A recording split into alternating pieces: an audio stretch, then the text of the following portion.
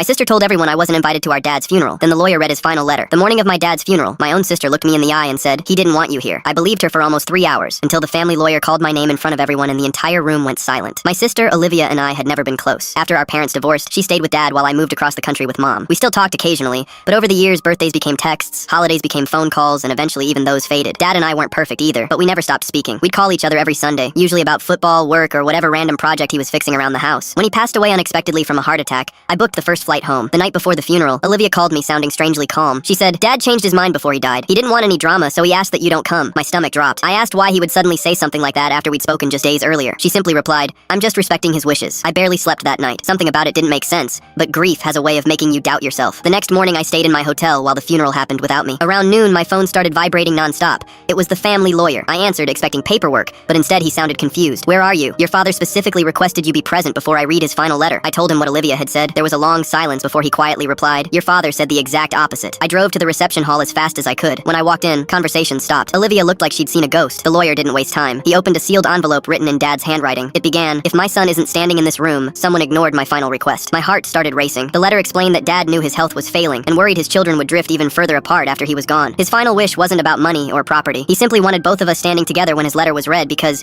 in his words, "You only get one sibling, and life is too short to let pride bury family." Then came the sentence that changed everything. Dad wrote that the family cabin would only be inherited if both of us agreed to keep it together. If either of us tried to force the other out, the property would automatically be donated to a veterans charity he supported. Olivia immediately interrupted, saying there had to be a mistake. The lawyer calmly pulled out another document. Dad had recorded the same instructions on video weeks before he died. There was no misunderstanding. After everyone left, I asked Olivia why she lied. She finally admitted she thought if I skipped the funeral, everyone would assume Dad had cut me off, making it easier for her to convince me to give up my share of the cabin without a fight. She never expected Dad to leave proof of what he actually wanted. We barely spoke after that day. The cabin still belongs to both of us, exactly as Dad intended, but neither of us has gone back. Sometimes I think the saddest part isn't that my father died. It's that his last attempt to hold our family together became the moment that proved how far apart we had already fallen.